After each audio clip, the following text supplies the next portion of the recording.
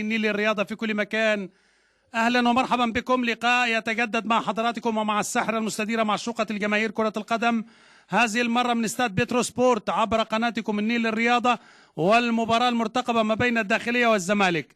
لماذا مرتقبة؟ لأن الفريق صاحب الأرض والضيافة الذي هو أمامكم الآن بأمس الحاجة إلى أي نقطة من هذا اللقاء، وبالتالي علاء عبد العال يعول على المباراة، يعول كثيرا، محياه في تفاؤل، وبالتالي هو ينتظر أن تبتسم له كرة القدم وتكون ليلة من ليالي السعادة في هذا الجو الرمضاني. كل عام وحضراتكم بألف خير، أعاد الله عليكم هذه الأيام باليمن والخير والسرور.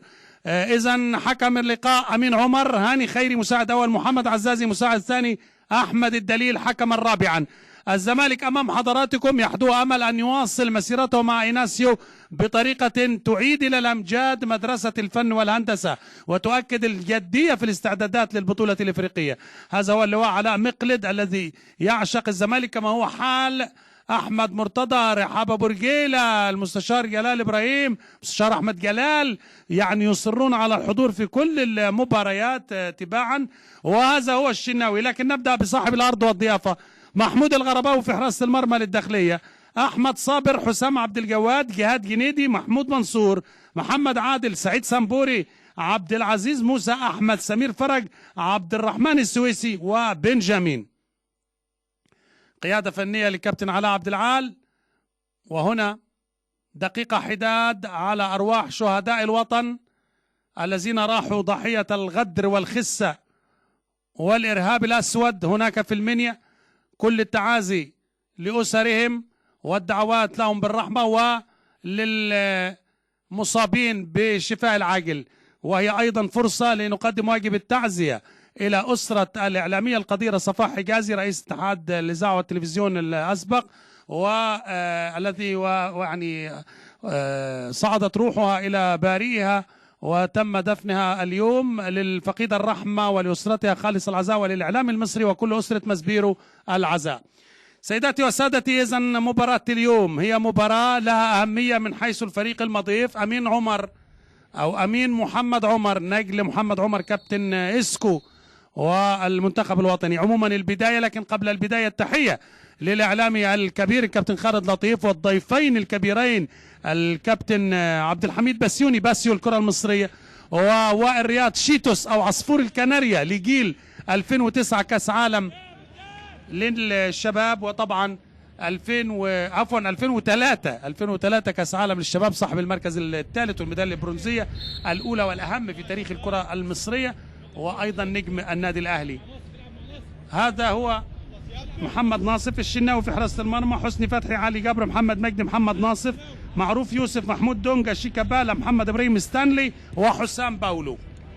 نتمنى نستمتع مع حضراتكم بسهرة رمضانية فيها كل مكسرات الكرة المصرية والمكسرات الجميلة والفنون والمهارات، وتكون وجبة دسمة كوجبات رمضان، خصوصا في اليوم الأول اللي كل البيوت المصرية اعتادت على طبق بعينه وهو المحاشي. كل البيوت المصرية امبارح يعني فترة محشي، وبالتالي وجبة مصرية دسمة تخصصية.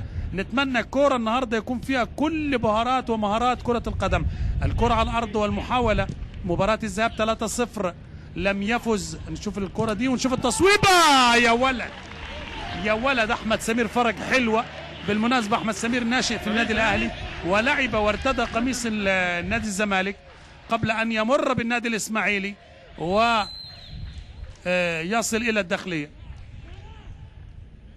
لعب لستراسبورغ كمان موسمين، ستراسبورغ الفرنسي، كانت بدايته بداية رائعة. جيل 86، جيل شيكابالا، دفعة شيكابالا في منتخب 86 مع الكابتن فاروق السيد وكابتن محمد بدير، كابتن حسين عبد اللطيف، كابتن أيمن حافظ، مجموعة الأسماء الجميلة اللي كان معاها الجيل الجميل ده، جيل 86. هنا بداية المباراة، يستلم كابتن التيم حسام عبد الجواد، عبد العزيز موسى كابتن التيم رقم 4. هنشوف بقى بنجامين، واحد من هدافين الدوري المصري، عنده 9 أهداف. حسام باولو عنده 8 أهداف. استلام لكن الكرة، لكن النهارده لما نقول تشكيلة نادي الزمالك ونقول محمد مجدي بنتكلم على لحظة تاريخية تسجل في سجل هذا اللاعب. هي أول مباراة له بالقميص الأبيض منذ انتقاله قبل نحو عام من نادي المصري البورسعيدي.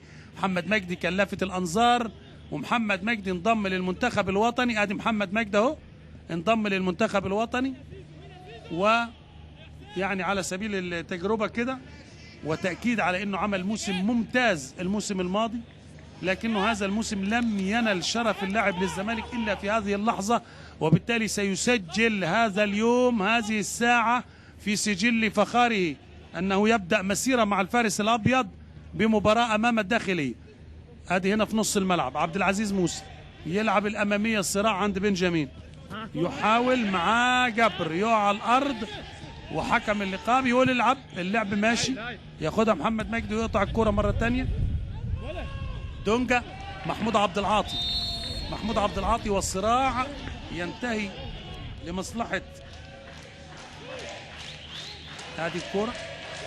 هنا اللمة حلوة قوي قوي، كان معاه عبد الرحمن السويسي المدافع على فكرة من الشباب. هنا الكرة بتاعت جبر وبنجامين اللي اتزحلق على الأرض كده، زحف على الأرض من وضع رقودا كده، اتلعبت على طول. الضربة الحرة كانت للزمالك.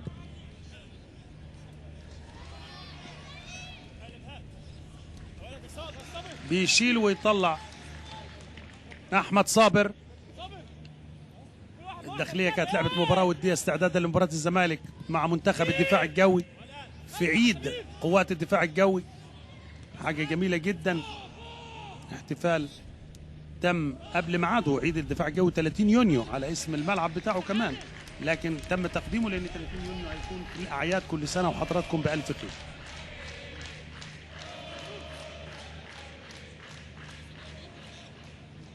محمد عادل، بنجامين تتقطع، يستلم دونجا، مايل ناحية الشمال شوية، بيدور يلعب الأمامية، استنلي مقطوعة ترجع مرة تانية للداخلية، بيلعب الكرة حلوة حلوة حلوة، انفراد، قلشت. لكن ملاحظين حاجة حضراتكم، حافظين جملة معينة بيلعبوا عليها من بداية المباراة فريق الداخلية، عملوها مرتين والتصويب مرتين على مرمى الشناوي، انما ملعوبة حلوة قوي. هنا عمل كل حاجة حلوة انما قلشت وعدت كده بعرض القدم. بنجامين المنطلق السريع المتوغل ومتغول في الاهداف، جاب 9 اهداف. بقول لحضراتكم يعني رغم ان هو بيلعب مع فريق مهدد بالهبوط. هقول لحضراتكم كمان موقف كل الفرق اللي بتعاني من اجل البقاء، لكن الزمالك طبعا في المركز الثالث، ويعني فرق نقطة عن المصري البورسعيدي، 54 نقطة للزمالك، 29 مباراة لعب. نشوف شيكابالا يعمل العرضية انما بتطلع الى ركنية. 16 مباراة فوز، 6 تعادل و7 خسارة، 33 هدف عليه 18 هدف. الداخلية الترتيب بتاعها 16، يعني الثالث من تحت يلعب مع الثالث من فوق. الثالث من تحت بعد الشرقية والتعدين يأتي الداخلية، 29 مباراة، 5 فوز 9 تعادل 15 خسارة، 25 هدف عليه، 44 هدف ذات الرصيد اللي في مرمى أسوان. ادي على طول الغرباوي بيطلع، و24 نقطة. انما الصراع نشوف الاول شيكابالا بيقف على كورته ويعدي على الارض، تتقطع منه، تتلعب لنفس الطريقة بنفس الاسلوب بنفس المحاولة، وسقوط على الارض بفاول واضح تمام وبطاقة. كلام ما فيش فيه اي جدال، ما فيش فيه اي جدال، واضحة تمام يا علي يا جبر. وهو ناصف عارف كده ليه؟ لان ناصف اهو الشد وبالتالي بطاقة صفراء، لانه لو عدى يعني ناصف اتصرف صح. لو عدى بنجامين انفراد تام. خدوا بال حضراتكم، دي المرة الكام؟ دي المرة الثالثة، المرة الثالثة بنفس الطريقة لنفس اللاعب، هو بيعتمد عليه على عبد العال في كده. بتتكلم على الشرقية 21 نقطة مركز 18، نصر التعدين 23 نقطة المركز 17، 24 نقطة الداخلية المركز 16، أسوان 25 نقطة 15، 26 نقطة طنطا في المركز ال 14. دول اللي بينهم صراع، دول اللي هيهبط منهم 3، وبالتالي الصراع على أشده، والمعركة حامية الوطيس في المنطقة الخلفية للدوري. لقائمة البطولة. هنشوف بس الضربة الحرة. أحمد سمير فرج صاحب قدم قوية يلعبها أرضية، ياخدها كده مع يعني ثقة إنه يرمي الكرة قدامه. أحمد الشناوي إن شاء الله يوم 3 يونيو مستر هيكتور كوبر اللي موجود مع أحمد ناجي وأسامة النبيه ومحمود فايز موجودين في المدرجات، هيعلن تشكيلة منتخبنا الوطني اللي هيشارك في معسكر في اسكندرية برج العرب لمواجهة تونس الشقيقة في مباريات تصفيات افريقيا 2019. وسيعلن الكلام ده 10 الصبح زي ما قال الزميل أسامة اسماعيل مدير الإعلام باتحاد الكورة، وبعدها يتوجه الجهاز الفني للمعسكر اللي منه بعد كده لتونس يوم 9 أو 8 ويسافر. ادي الكرة معدية بالعرض بره مفيش حاجة، يسافر تونس عشان يلعب مباراة 11. حسام باولو الباحث عن ذاته، الباحث عن أهدافه، ومحاولة باتجاه المرمى إنما معدية. ناصف هو اللي عامل العرضية، عدت هو طبعا نتيجة إن الحارس الغرباوي وعبد الجواد كانوا مع بعض، وهنا بينشد التوفيق لاعب لفت الأنظار. بالمناسبة ناديه الأصلي هو الداخلية، النادي اللي قدمه للشهرة وأداله فرصة أنه يكون هداف الدوري الممتاز ويضع اسمه في قائمة الهدافين إلى جوار الكبار والكبار جدا في عالم الساحرة المستديرة، من المرحوم الشاذلي والمرحوم الضزوي ومرورا بالكابتن حسام حسن ربنا يديله الصحة، كابتن محمود الخطيب ربنا يديله الصحة، كابتن أحمد الكاس، كابتن أبو تريكة، مجموعة الأسماء اللي توجت بلقب هداف الدوري المصري، كابتن جمال عبد الحميد، المشائي، اسماء عد نجوم كتار جدا. دخل بينهم واحد مش من الاهلي ولا الزمالك ولا الاسماعيلي، كابتن عماد سليمان، كابتن محمد حازم الله يرحمه. اسماء عديده وجميله مرت بعالم الساحره المستديره، متعتنا وكانت صاحبه قدره تهديفيه عاليه. محمد ابراهيم بيلم كورته ويعدي يحط الكره على الارض، خد فاول صاحب مهاره. امين عمر جنب الكره على طول، ادي امين وادي محمد ابراهيم، وادي هنا الضغط مرتين ينتهي على طول الى ضربه حره تتلعب. معروف يوسف يلعب الاماميه. نادي الزمالك عائد من تونس بعد مباراه مع اهلي طرابلس الليبي الشقيق بقياده كابتن طلعت يوسف. المباراه انتهت في دوري ابطال افريقيا في الجوله الثانيه، انتهت بالتعادل السلبي، 4 نقاط للزمالك يتصدر بهم قائمة مجموعته كما هو حال النادي الأهلي 4 نقاط، لكن الأهلي لم يتصدر المجموعة لكن ذات الرصيد. إذن هنا الخطأ، فاول لصالح محمد ناصف.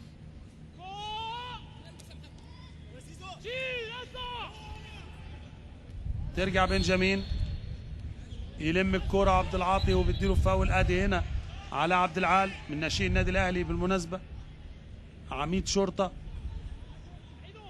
ادي بنجامين واحد من المدربين اللي عملوا بصمه لما صعد باتحاد الشرطه ثم تركه في الممتاز، ما لعبش معاه ممتاز وراح للداخليه، صعد بيه في الموسم التالي للدوري الممتاز، وبعد كده يعني نجح في انه يقدم عروض ممتازه مع الداخليه الى ان تركوا ليخوض تجربه جديده مع انبي لم تكتمل، وذهب الى الشرقيه لم تكتمل، فعاد الى بيته الاول الداخليه.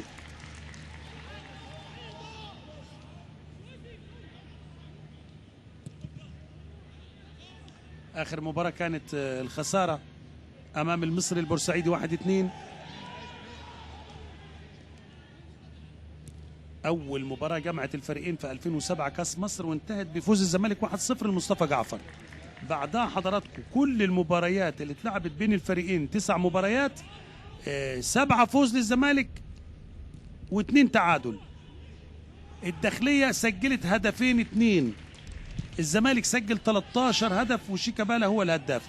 بتتكلم إذن على لا مقارنة بين الفريقين من خلال نتائج التاريخية السابقة طبعا، لكن يبقى بالنسبة للداخلية في هذا اللقاء أمل مشروع وحلم قائم. لما لا؟ الحاجة أم الاختراع، وهم في حاجة ماسة لنقاط المباراة أو على الأقل نقطة، لأن إذا ما انتهت المباراة بنقطة تعادل يتعادل مع أسوان في النقاط ب25 نقطة. الخسارة تبقيه في ذات الدوامة. ادي محمد ابراهيم وعلي جبر راجع بعد الهجمة اللي فاتت، والغرباوي بيلعب على طول الضربة، ضربة المرمى. بنجامين طالع على كل كرة عالية بياخدها على طول.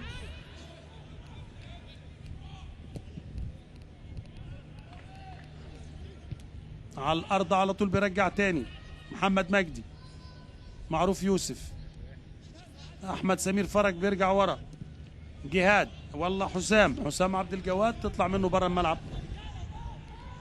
بنتكلم على الفرق الأربعة اللي في دوامة الهبوط: أسوان، طنطا، الداخلية، التعدين، الشرقية. كل دول عندهم يعني 4 مباريات. حتى الداخلية اللي قدام حضراتكم عندهم بعد مباراة الزمالك 4 مباريات على نهاية البطولة. ده الأسبوع ال30، يبقى فاضل 4 مباريات على الأسبوع 34. طيب في فرق هتحدد مسار الدوري، هتحدد أسماء الهابطين. أقول لحضراتكم في أقرب مناسبة. نشوف هنا ستانلي مع ناصف يعدي ويموه، لكن ياخدها على طول ويقع على الأرض أحمد صابر. ادي ستانلي المعار من دجلة، ادي صابر حط جسمه كتف بكتف كده في شهر الخير، شهر الجود، شهر الكرم، كله مدعو للتعاضد مع المجتمع، دعم المشروعات الخيرية. بالامس كنت يعني شرفت بلقاء كده مع الكابتن عبد الحميد بسيوني في اذاعه الشباب والرياضه، ولقيته بيتكلم على الدور المجتمعي اللي ممكن يقوم بيه نجم الكوره، لعيب الكوره لصالح مجتمعه وبلده. وهو نفسه متبني مستشفى تحت الانشاء كده لمرضى الكبد في جمصه والجهاز الهضمي. حاجه جميله جدا ان في كل محافظه يبقى في حاجه، مشروع وطني يلتف حوله ابناء المجتمع وابناء الوطن من القوى الناعمه، الرياضه والفن والثقافه والصحافه والاعلام. يا ريت. فتحيه للكابتن بسيوني ولكل من على شاكلته من نجوم الرياضه اللي بيساهموا في اعمال خيريه. يا جماعه كل سنه وانتم بخير. شهر الخير والجود بيدفعنا للتذكره من اجل ان ندعم المشروعات الوطنيه، زي ما الرئيس بيقول الرئيس عبد الفتاح السيسي، ان لازم كله يمد ايده للوطن بقدر ما يستطيع، بقدر ما يستطيع. ان شاء الله فكره، ان شاء الله دعم معنوي، لكن اللي يقدر يبقى عضد كده المشروعات الخيريه لكفاله فقير، كفاله يتيم، يبقى شيء عظيم. احنا بنقول ده عشان نحمس كل نجوم الكوره اللي في الملاعب واللي بيشتغلوا في التدريب والتحليل والاعلام، كله كله كله يبقى الرياضه ليها يد طوله من اجل هذه الامور. نشوف هنا ضربه حره للزمالك. الاسماعيلي والمقاولين العرب هيلعبوا مع اسوان والداخليه، وادي دجله هيلعب مع اسوان وطنطا والداخليه، المقصه هيلعب مع النصر للتعدين والشرقيه. طنطا بقى عنده 3 مواجهات مع الداخليه والشرقيه والنصر للتعدين. كرة سهله عند الغرباوي. دجله عنده اسوان وطنطا والداخليه، والاسماعيلي زي ما قلت لحضراتكم وادي دجله والمقصه. دول الفرق ال3 اللي هيحددوا هويه الفرق الهابطه لدوري المظالم، لدوري القسم الثاني. لكن طنطا بوجه التحديد والدقه هو اللي عنده الداخليه في اخر اسبوع، عنده الشرقيه، وعنده النصر للتعدين. ال3 اللي معاه في نفس المشكله بيعاني مثله، اللي ال3 هيلعبوا بعض، وبالتالي هي المباريات ال3 دي اللي هتحسم من سيكون في مجال الحاصلين على تذكرة العودة إلى الدوري الممتاز به. ستانلي بيستلم ويرجع ورا تاني مع ناصف، لعب كله كده سيطرة واستحواذ، لكن مفيش جملة اتعملت تقول ان ممكن يبقى الخطورة قادمة، بغض النظر عن وصول الزمالك لمنطقة ال18. ادي الغرباوي طالع يا ولد. في المقابل بيعتمد على الهجمة المرتدة وسرعة بنجامين، وتكررت 3 مرات محاولات الداخلية لاختراق في العمق الدفاعي للزمالك. ادي ضربة الرأس سهلة في الزمان والمكان، مستنيه محمد ابراهيم هو اللي لعب الكورة، وكان طالع محمد مجدي في اول ظهور هجومي ليه، بل في اول ظهور في المباراة بقميص الزمالك كان لعيب ممتاز مع النادي المصري. احد اكتشافات حسام حسن اللي بصراحة نرفع له القبعة. يعني لما نقول على كابوريا، نقول على احمد جمعة، نقول على احمد ايمن منصور، نقول على فريد شوقي، كل دول كانوا مغمورين في فرقهم سابقة، لكن فجأة بقوا نجوم يشار إليهم بالبنان، ويعني يتنافس عديد الفرق على التعاقد معهم للموسم المقبل. ستانلي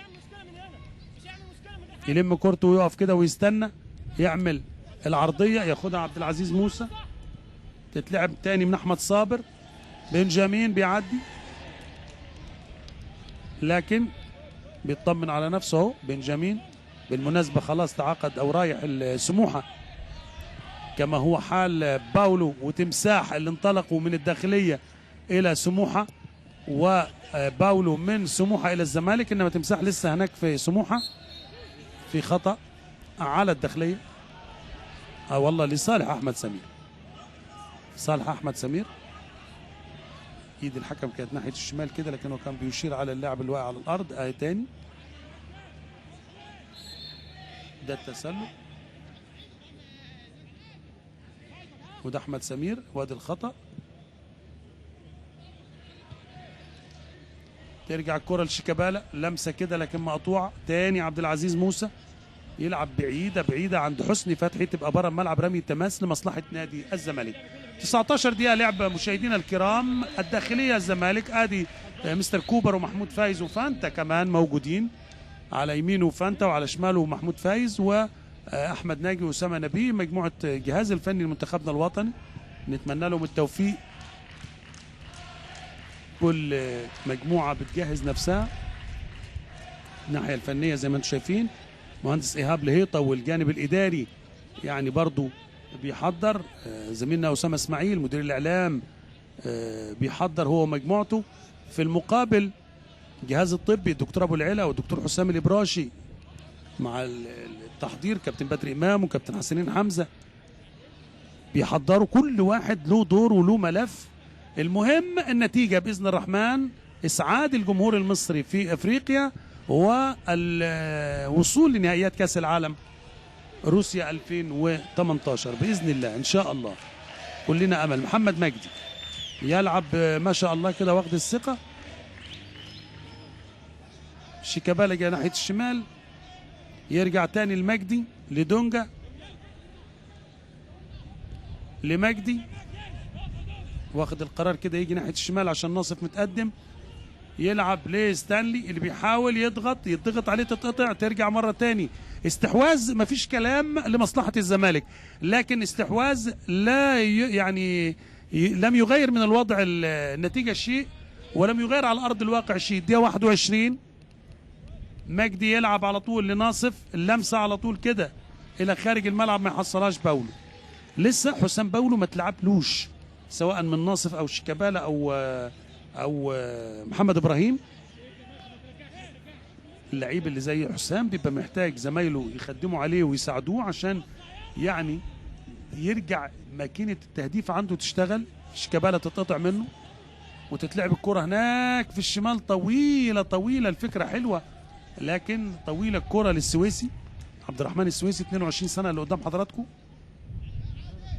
لاعب في فورة الحماس والشباب. ربنا يعني يكرم كل لاعبينا لان السن ده هو سن المستقبل، سن ال 22 سنة.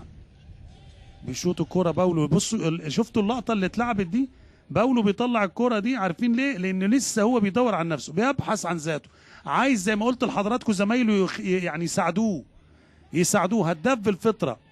هداف بالفطرة، وبعدين النهارده بياخد فرصته قدام فريقه اللي اداله النجومية والشهرة، اللي دخله المجد وخلاه هداف الدوري المصري. عشان كده هو اكيد مشاعره مختلطة فيها كده، يعني حالة خاصة. الله يكون في عونه بصراحة، مشاعر مضطربة، عايز يلعب ويثبت ذاته ويجيب جوال باسم قميصه الجديد. وفي نفس الوقت ادي مجدي بيطلع الكرة بره الملعب ركنية، وفي نفس الوقت يعني فريقه اللي قدامه اللي كان في يوم من الايام بيلعب باسمه ويحرز الاهداف له يعاني ويلعب مباراة تحت ضغط المعاناة. اتلعبت على طول الركنية معدية، يطلع جبر. بنجامين كان عايز يلعب خلفية مزدوجة، تتلعب تاني من عبد العزيز داخل منطقة ال 18، يلحق لسه في اللعب على طول. لحق جهاد جنيدي اللي كان متقدم، وتاني عبد العزيز موسى لاحمد سمير، يعني يخش هو لجوه يجيب على الشمال، يلعب اماميه، ينزل على الارض، يطلع معروف يوسف، ترجع تاني. اول صحوه هجوميه باستحواذ كوره داخل منطقه، هنا خطر، كوره مرفوعه كده وفيها ايه؟ فيها تهور وفيها بطاقه، فيها تهور وفيها بطاقه، لكن حلوه الروح الرياضيه. حكم اللقاء بيقوم صابر وبيديله البطاقه. يبقى الظهير الايمن للداخليه بياخد بطاقه صفراء، الظهير الايسر للزمالك بياخد بطاقه صفراء.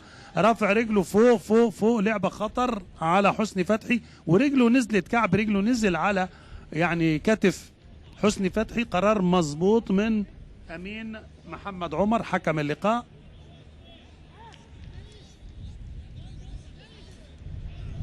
بيتكلم مع زمايله، عامل لوك مختلف كده، نص دقن ونص شعر.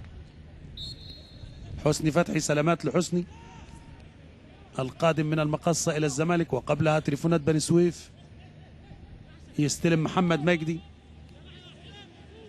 خامة ممتازة هذا اللاعب، عشان كده يعني الواحد بيبقى فرحان يشوف لعيب زي ده يرجع مرة تانية فوق البساط الأخضر، إضافة لمنتخب مصر على طول، لأنه بقول لحضراتكم كان يعني وقع عليه الاختيار مرتين، فبالتالي شيء جميل انه يبقى قدام مستر كوبر. طبعا مش من المباراة دي، من قادم المباريات يبقى في زخم وكثرة عددية في كل المراكز، لان محتاجين ده. محمد عادل يلعب على طول التماس، يستلم في نص الملعب دونجا، لكن تتقطع منه على طول. يلم كورته محمود منصور، والسقوط على الارض للسويسي، لكن حكم اللقاء يقول يلعب مفيش حاجه. محمد ابراهيم يتقدم ويلعب الكره، لكن على طول اراها وقطعها اللاعب رقم 14 محمد عادل. لعب تاني، تتقطع، ترجع في معروف يوسف في نص الملعب، يحط الكره حلوه حلوه حلوه لستانلي اللي عايز يلعب العرضيه، لكن داخل وضاغط جهاد جنيدي، يطلع الكره بره الملعب، ركنيه. ابتدت المباراه تنضج كرويا وفنيا كده، ابتدينا نشوف محاولات من الفرقتين. لما شفنا الداخليه في الدقيقتين اللي فاتوا كانوا متواجدين في وسط ملعب الزمالك. ادي الغرباوي مع الدقيقه 25، الكره على طول سهله ياخدها الغرباوي وينزل بيها على الارض. محمود الغرباوي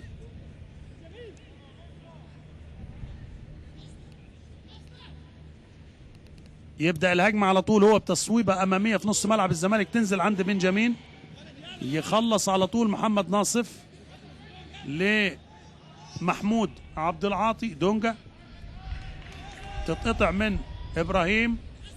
حسام عبد الجواد يطلع الكرة تاني أمامية ويستلم بنجامين، إنما تطول منه، لكن لسه يا ولد يا ولد يا ولد يا مجدي. أدي محمد مجدي رايح على طول الشناوي، يعني بيحيي. شوفوها تاني، شوفوها تاني عشان تعرفوا صاحب الموهبة اللي ما تصديش بالركنة او بالجلوس على مقاعد البدلاء، لاعب بكل القوة وكأنه ما شاء الله بيلعب كل مباراة. انما شوفوا بنجامين واخد الكرة بشكل حلو، حاطط على طول رجله الشمال، انما التاني مجدي حاطط رجله اليمين. حلوة حلوة حلوة الكرة، بتأكد لك المعدن الأصيل للاعب الموهوب لمحمد مجدي، قلب دفاع الزمالك الذي يظهر لأول مرة في الصورة بالقميص الأبيض منذ انتقاله للزمالك قبل نحو عام. هنا الهجمة المرتدة تتقطع على طول من ستانلي إلى خارج الملعب، تماس، وحكم اللقاء مدي خطأ لمصلحة ستانلي. عجبني أمين عمر مع كل كورة وجنب كل كورة. ادي هنا الالتحام من عبد العزيز موسى كابتن تيم الداخلية.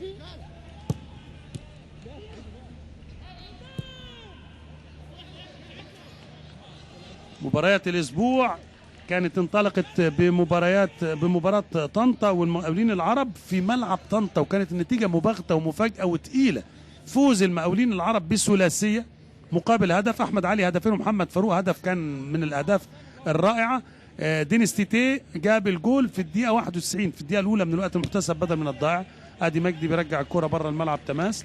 طلائع الجيش والنصر التعدين 2-2، انما الغرابة ان طلائع الجيش كان متأخر حتى الدقيقة 93 والمباراة كانت في منشية البكري، يعني هنا في طلائع الجيش، والنتيجة تقدم كان للنصر التاني. نشوف الكره دي ونشوف عبد الرحمن السويسي الى خارج الملعب، ضربه مرمى.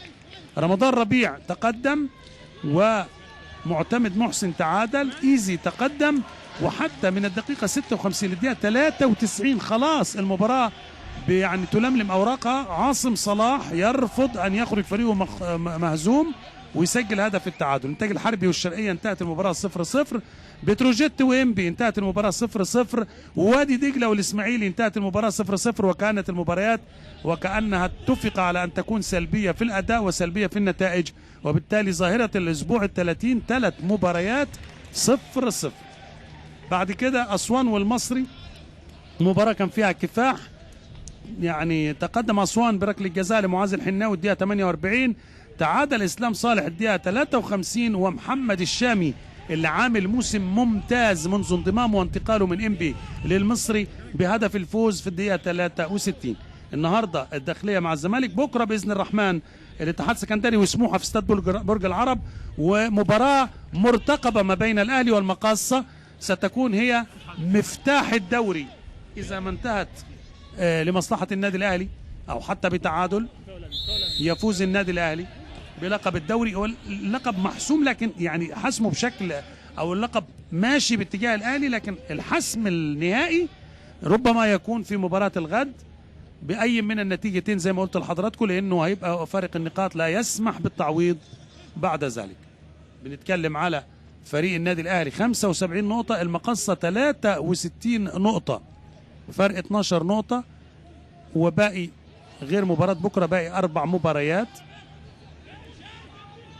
فيكون الامر قد حسم لمصلحه الاهلي في حال الفوز او التعادل. هنا على طول في نص الملعب يستلم الزمالك، انما على طول الى خارج الملعب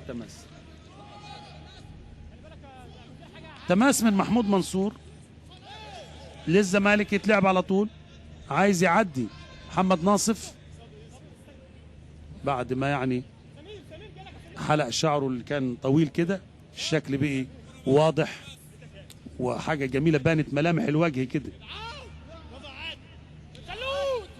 يا ولد، حلوه حلوه حلوه، ملعوبه من محمد عادل، يلعب هو الاماميه لسعيد وسمبوري اللاعب البوركينافي، ترجع تاني محمد ابراهيم الى خارج الملعب، ضربه مرمى. ادي محمد ابراهيم ضربه مرمى. اكيد الكوبر دلوقتي ومساعديه بيحطوا عينيهم على اللعيبه اللي خلاص سيعلن عنهم يوم الثلاث ان شاء الله.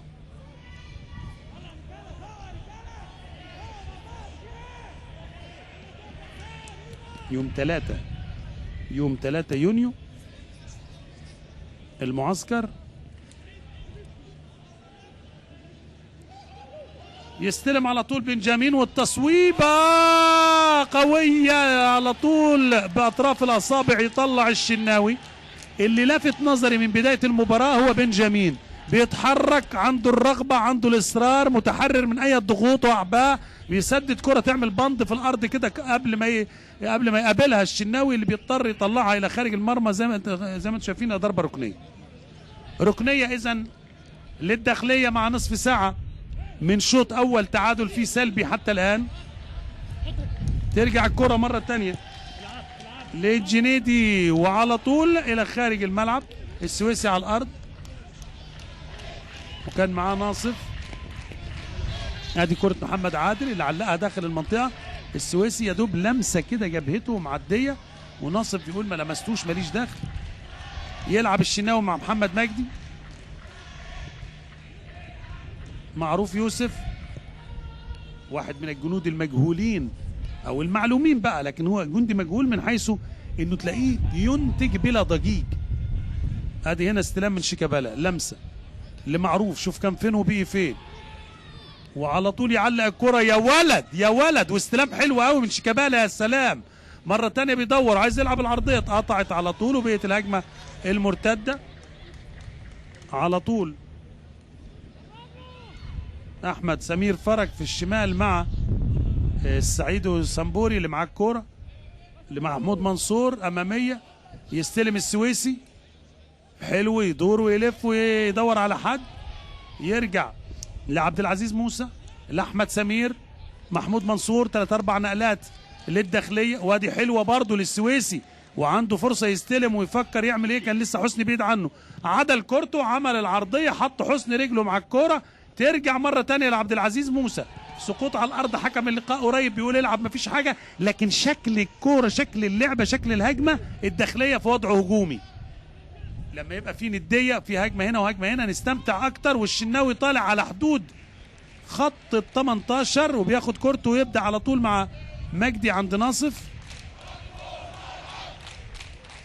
لمعروف لناصف، يضطر يرجع له تاني مع محمود دونجا، معروف لمحمد ابراهيم، تتقطع لكن الكرة على طول باولو يلعبها، كان الغرباوي طالع ياخدها لكن حسام عبد الجواد لعب على المضمون، لعب على المضمون. ادي الكابتن علاء عبد العال يمني النفس ان تمضي الدقائق سراعا، يا ساعة بالوقت يجري، يعني خلي الحبيب يجي بدري، والحبيب هنا مين؟ هنا النقطة، يعني أنا أشك إنه هو طبعا يعني يتمنى الثلاثة، لكن يقول لك عصفور في اليد خير من 3 على الشجرة، هو عايز التعادل، وطالما النتيجة تعادل يبقى ماشي الكلام، ماشي الكلام، يبقى الأعصاب في ثلاجة والدنيا هادية وحاجة جميلة، لكن ومن يضمن أن يستمر الحال على ذات المنوال؟ علي جبر يلعب مع معروف، يرجع لناصف، انما بيضغط لعيبه الداخليه على اللاعب اللي معاه الكوره من نادي الزمالك عشان ما يدلوش فرصه يلعب بمنتهى الراحه. ادي هنا يستلم على طول ناصف، يرجع كله بالعرض ويروح على طول لمجدي،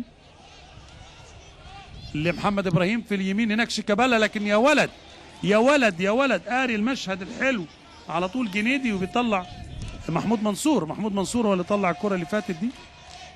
محمد ابراهيم مره ثانيه، اللمسه لدونجا، سقوط على الارض بخطا لمصلحه نادي الزمالك. ادي محمود عبد العاطي، لما نقول دونجا نفتكر النجم البرازيلي، لكن على مستوى المحلي نفتكر تامر عبد الحميد، اول من لقب بلقب دونجا الكره المصريه، وكان لاعب نادي المنصوره اللي برز وتالق مع نادي الزمالك. تامر عبد الحميد لاعب وسط الملعب القادم لصفوف الزمالك من المنصوره، كان حاجه جميله جدا كلاعب ديفندر او وسط مدافع. سقوط على الارض بنجامين، لكن الكره مع موسى، وعلى الارض بنجامين، لكن الكره لسه كانت مشروع هجمه، لكن الراجل يتألم وبالتالي بيطمئن على نفسه والحكم بيقومه. ادي الكره هنا محمد مجدي، ونزل كمان عليه على طريقه المصارعه، دي كره مصارعه بالظبط، دي كده زي المصارعه الحره، لكن بيعتذر محمد مجدي. التماس للزمالك عشان شيكابالا يرجعها مره ثانيه، وادي ايناسيو وعلاء عبد العال، رشفه ماء كده العلاء، يعني تساهم في تهدئه الاعصاب.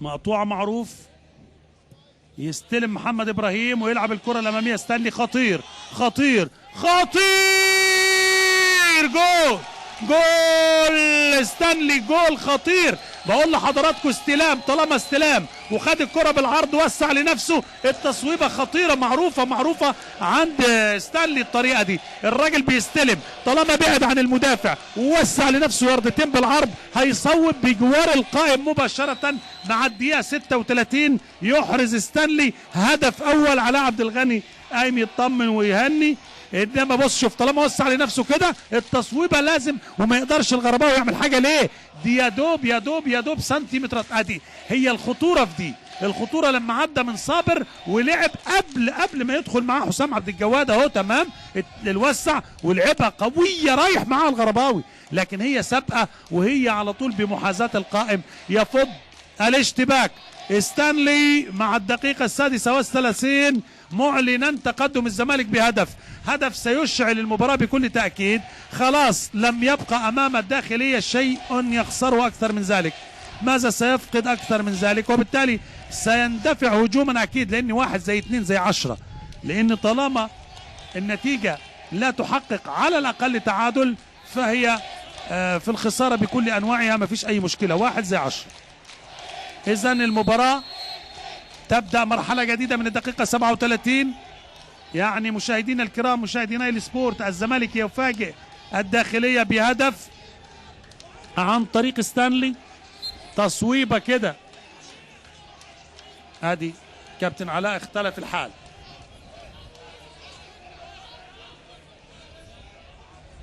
اختلف الحال بعد ما كان سمة الرياكشنات او التعبيرات الهدوء، دلوقتي لا.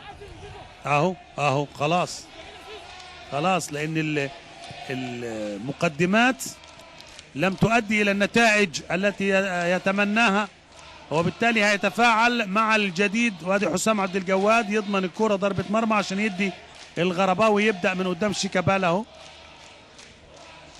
ضربة مرمى.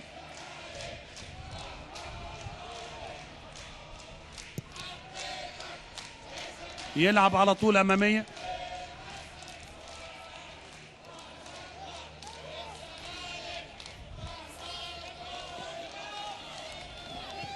محمد إبراهيم العرضية على طول الغرباوي.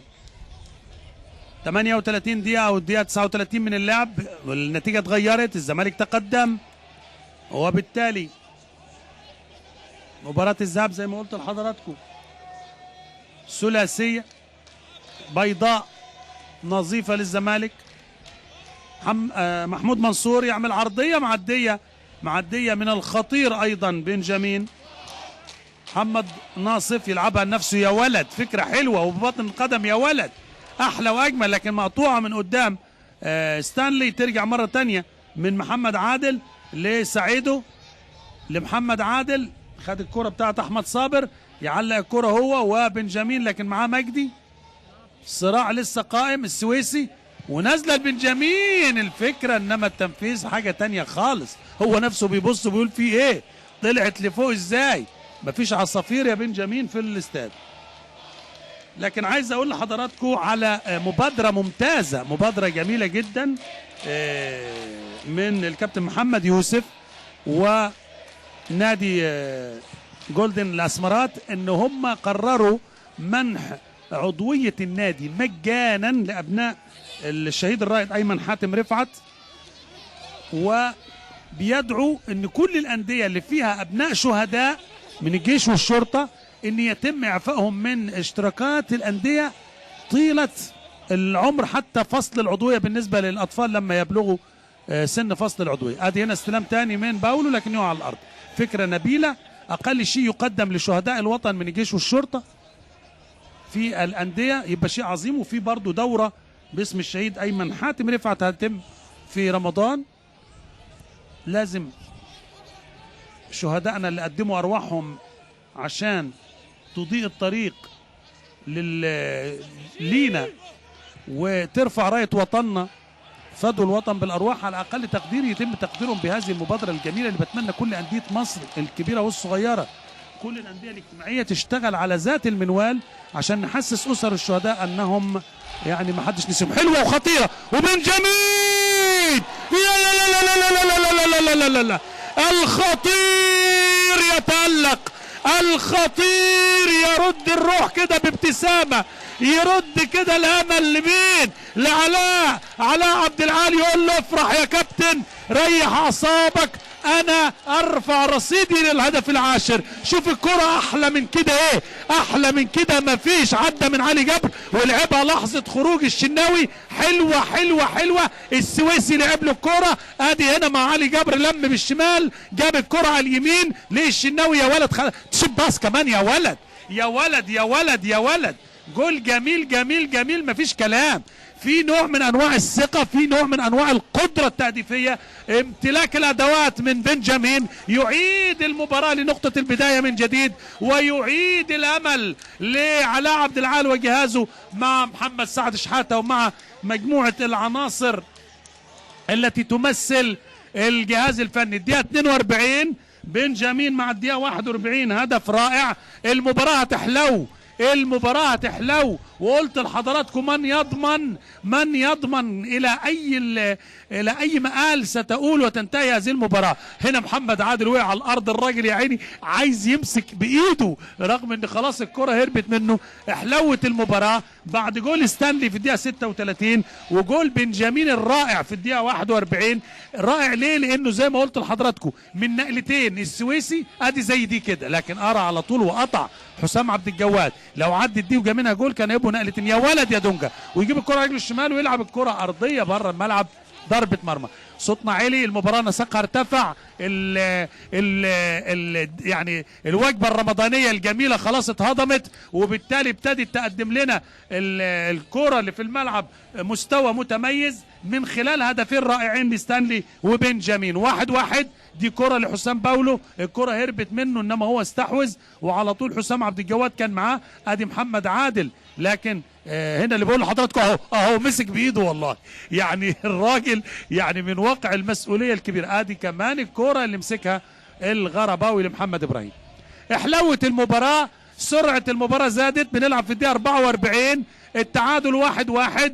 يعني بقول لحضراتكم مباراة ليس فيها ما يفقده الداخلية أكثر من الخسارة، وبالتالي سيدفع بكل قواه باتجاه ألا يخسر، لكن يكسب دي حاجة بتاعت ربنا. هو يستطيع أن يجتهد من أجل ألا يخسر، وبرضه التوفيق من عند ربنا. ستانلي لمعروف يوسف، لدونجا، شيكابالا.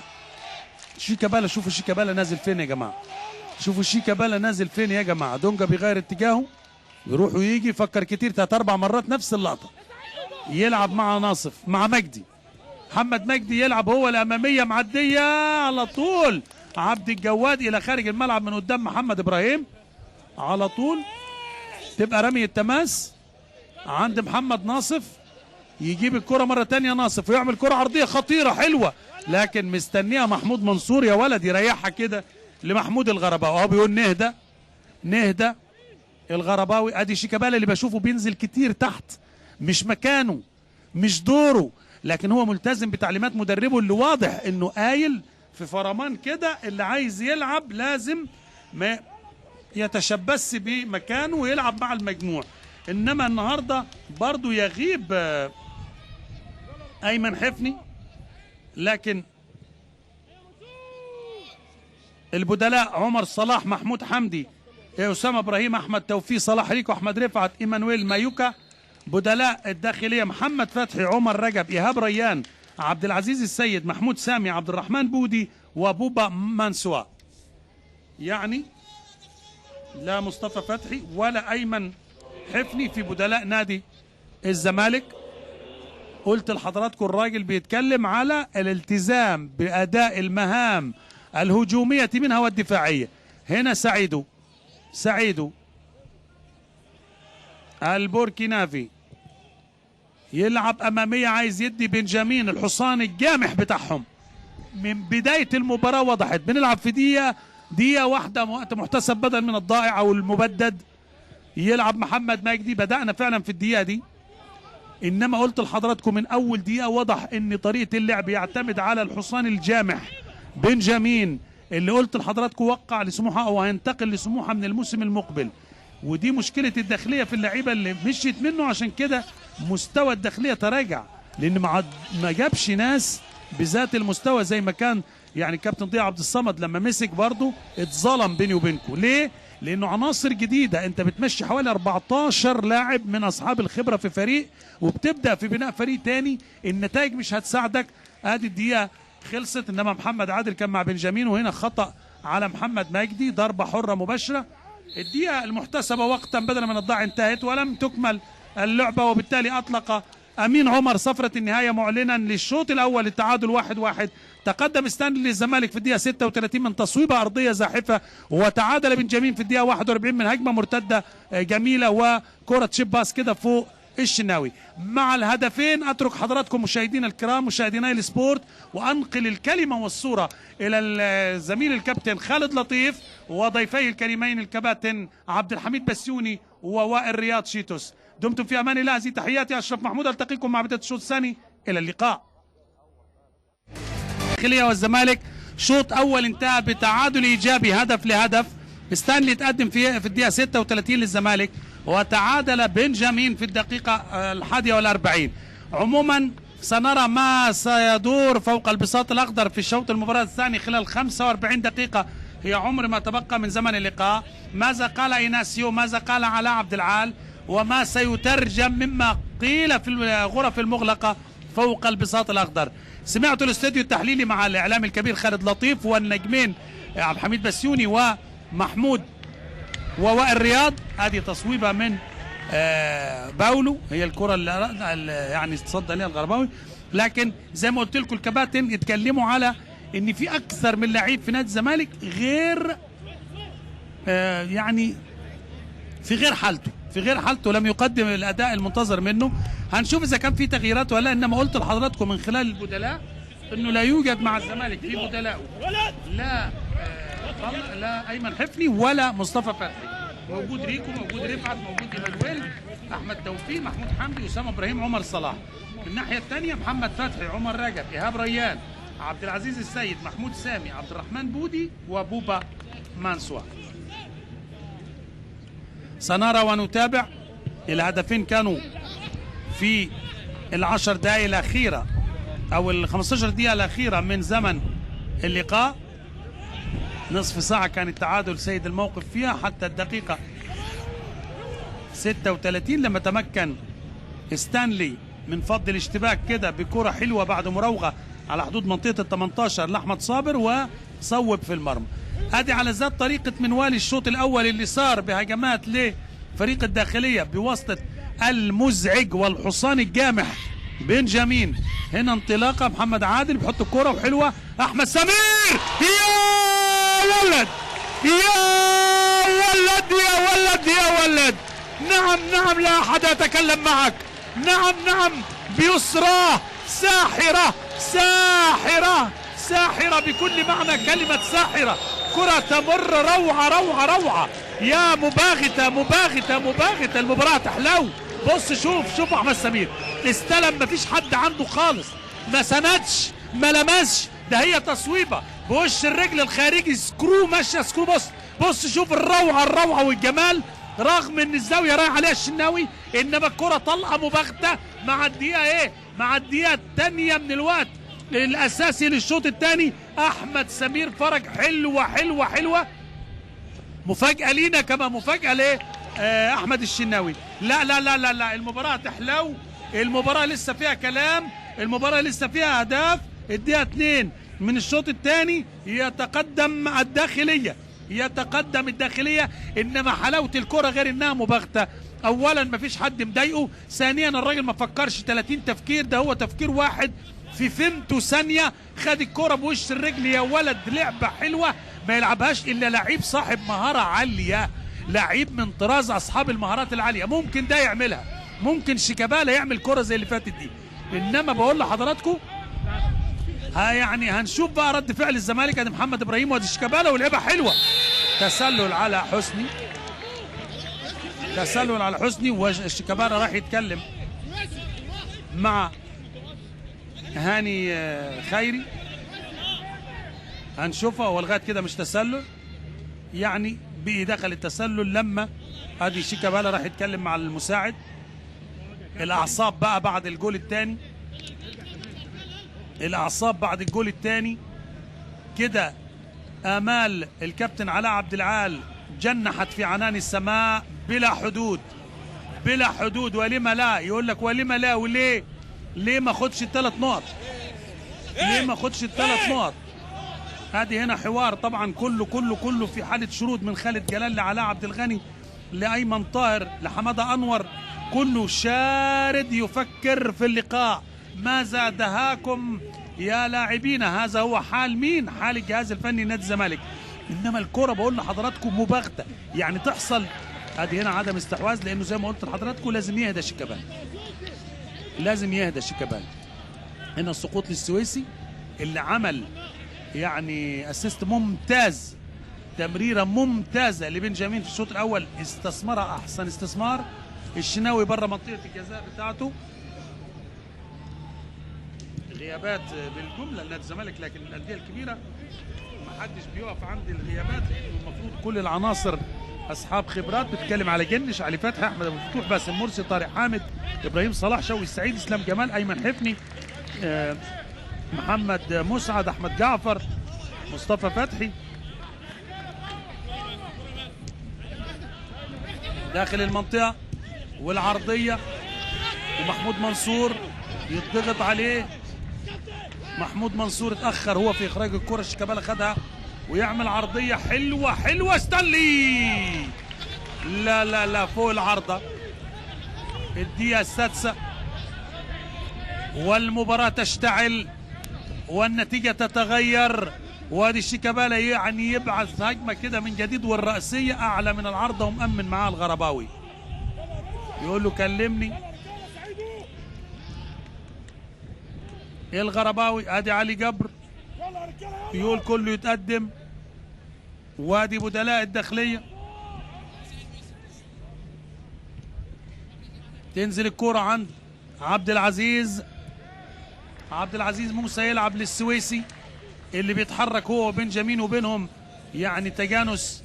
ادي هنا اللعبه الاولى اتقطعت، رجعت مره ثانيه محمد ابراهيم لشيكابالا، ثاني مره ما يستحوذش وما يسيطرش على كورته شيكابالا. يبقى الكرة تماس الاعصاب او وقع المفاجاه، وقع المباغته. ادي السويسي خد كورته وعدى من حسني، حطه في ظهره يا ابني انت يا ابني ما تبص على الكوره. طلعت الكوره منه. امين عمر قال ضربه مرمى للزمالك. ادي هنا الكوره، هو اللي وقع فعلا بعيد تماما عنه علي جبر، رجله في ارضيه الملعب. ناحيه الشمال من محمد ابراهيم لمحمد ناصف لستانلي، يرجع ورا المعروف لدونجا لباولو. محمد ابراهيم حلوه، شيكابالا، شيكابالا مستني حسني، هو صوب، هو ارضيه في ايد الغرباوي.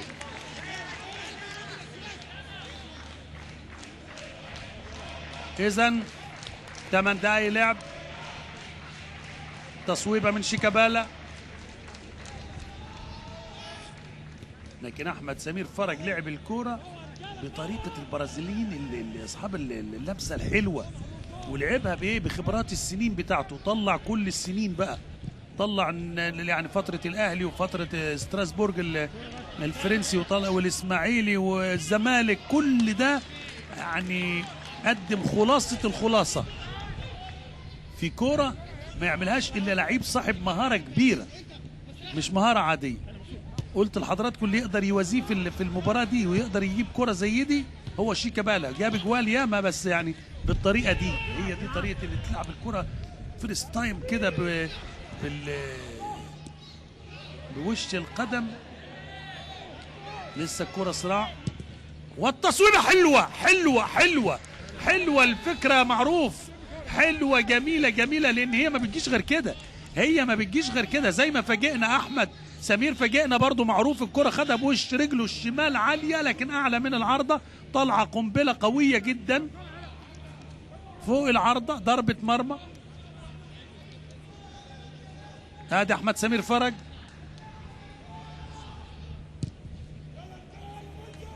تتلعب الاماميه، اللمسه من سعيدو، تنزل على الارض مره ثانيه مقطوعه، ترجع للداخليه محمود منصور، وياخد على طول احمد سمير فرج ضربه حره، سقوط على الارض. كان اهدر ركله جزاء في مباراه المصري، لكن بقول لحضراتكم هو نفس جيل شيكابالا، هما الاثنين مواليد 86 ولعبوا مع بعض في منتخب الشباب مع الكابتن فاروق السيد ومع الكابتن محمد رضوان في هولندا، بالمناسبه في كاس العالم في هولندا. ادي شيكابالا وادي علي جبر، لعبت على حدود المنطقه، مستني بنجامين، مستني سعيدو، انما ياخدها ستانلي. ترجع تاني لستانلي في الشمال في نص ملعبه، يستلم ناصف لمحمد ابراهيم، بيلعب الاماميه، قاري على طول محمود منصور وقاطع الكوره. هنا عايز يرقص انما تتقطع، ياخدها محمد ابراهيم، برافو. عمل على كورته الفولو كده وخد تاني. ادي مره تانية شيكابالا بالعرض بيدور على دونجا اللي عايز يفتح اللعب هناك في الشمال لناصف لدونجا تاني. كل العرض ده ما يخلصش الحكايه. ادي الاول كرة انما على طول بيطلع الى خارج الملعب. جهاد جنيدي يطلع الى خارج الملعب.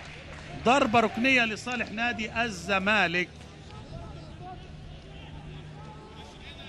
محمد ابراهيم هيلعب الضربة الركنية، لعبها على القايم القريب مستنيها حسام عبد الجواد بيطلعها. شيكابالا يستلم يلف ويدور يضغط عليه يقع على الارض. حكم اللقاء بيقول مفيش حاجة. يلعب السويسي اتقطعت قصيرة اتقطعت وحلوة ملعوبة خطيرة لكن الاستلام لقدام يا محمد يا ابراهيم. طلع بيها بره في الاستلام وعمل هو الكرة علقها باولو كده في الشباك العلوية. هنشوف اذا كان فيها لمسة يد من الغرباوي ولا لا. انما شوف الكرة دي لو استلم انما جت في فخده فهربت من محمد ابراهيم لبره دي لو لجوه جول. انما لعبها حلو الراجل واعتقد لمسة يد فعلا حسب الركنية. امين عمر يلعب شيكابالا معدية بعيد هناك. مين مستني على طول؟ علي جبر يحرز التعادل يعيد النصاب يعود الامور الى نصابها. ضربة راسية لعلي جبر مع الدقيقة 56 او الدقيقة 57. جول اتخطف بيه الداخلية لانه اصلا الكرة كانت في اقدامهم. وتغيير اول هنشوف اسامة هل هيكون على حساب حسني ولا مين. انما فرحة زملكاوية في المدرجات الموجودة. ادي الركنية رايحة هناك وطالع علي جبر من نقطة ال6 ياردات ولعبها شوف الجول من بين رجلين الغرباوي اللي ثبته على الارض والكرة من بين رجليه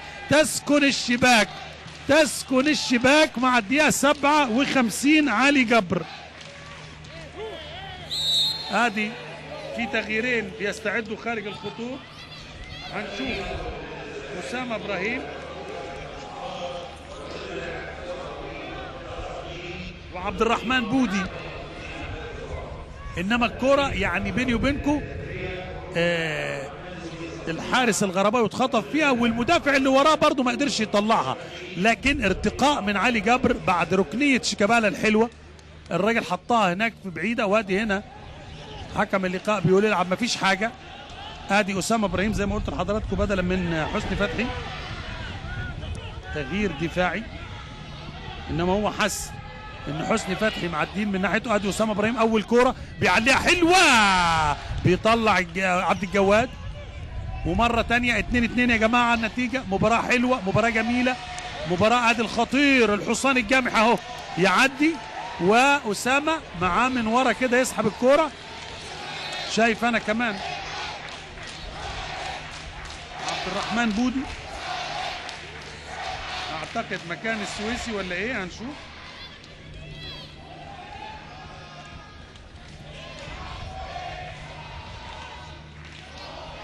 على طول معروف تتقطع من معروف لكن عدت من عبد العزيز. والتصويبه حلوه. عجبني قرار التصويب اللي عند معروف صاحب قدم قويه.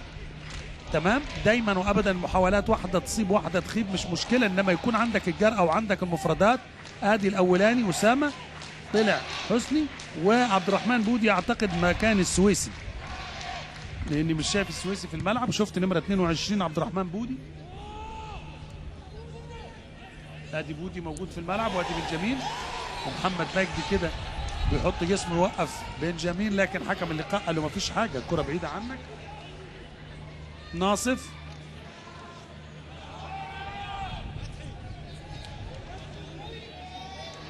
ادي عبد الرحمن بودي بدل السويسي قدام حضراتكم. الضغط كده من باولو بيقول له يلعب.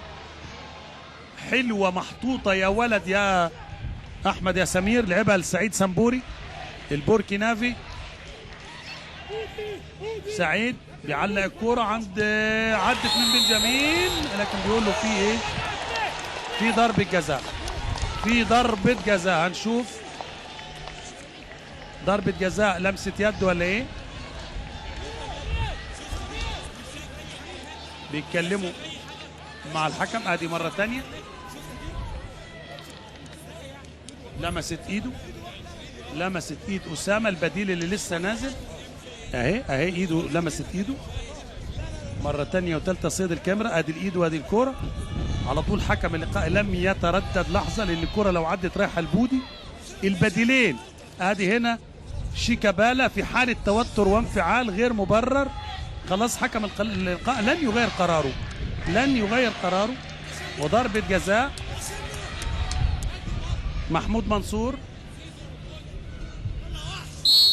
بينادي شيكابالا على احمد الشناوي، ومحمود منصور ويسكن الكرة الشباك.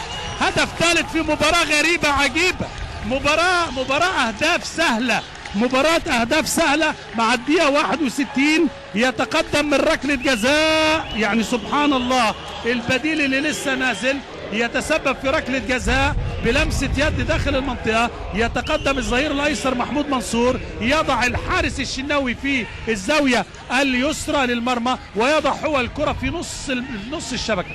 كل في فكرة. انما عايز اقول لحضراتكم مباراة حلوة، مباراة فيها 5 اهداف لغاية دلوقتي. مباراة في الشوط الثاني شفنا هدف رايح هدف جاي، وادي هدف متقدم اهو. شفنا هدف للداخلية رفع بيه النتيجة 2-1، ثم تعادل الزمالك علي جبر، ثم تقدم محمود منصور. انما بقول لحضراتكم المباراة تبتسم للداخلية ثم تعود فتعبث كده بوجه كده، يعني يقول لهم لا لسه، وتعود لتبتسم من جديد وتدفع لهم الامال.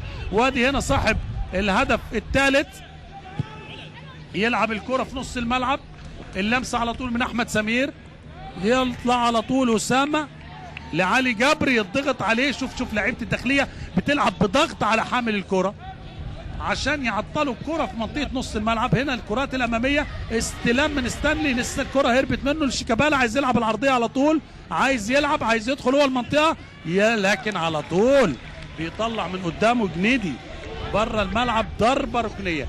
المباراة على صفيح ساخن، المباراة تذهب وتجيء، المباراة بين الآمال والطموحات والإصرار، هي قائمة بين هذا وذاك. محمد ابراهيم بيلموا الاولانيه انما تتقطع الثانيه، والهجمه المرتده يا يا يا يا يا بنجامين لسه عايز يقف على كورته، اتشد انما لسه داخل منطقه 18 ويلعبها مش مظبوطه. انما ايه، مباراه ثانيه نجمها الاول بنجامين يخطف الاضواء من الجميع ويقول انا هنا مهاجم خطير. شوف هنا اسامه اللي نازل عشان يعمل ضربه جزاء، ثم هنا ادي الشد لو وقع بنجامين مع الشده دي كان ممكن يورط اسامه. يا على كره القدم، وكأن الاقدار تريد ان تقول شيء في هذا المساء. سنرى ونتابع. عبد الرحمن بودي عدى 1 عدى 2 وقع على الارض، قال له قوم مفيش حاجه، رجع الثاني لمحمود منصور. ما هذا الكلام، ما هذه المباراه، 2 دخلوا على بعض، مجدي والشناوي، والكره اتلعبت في نص الملعب، يجيبها بتماس فريق الداخليه.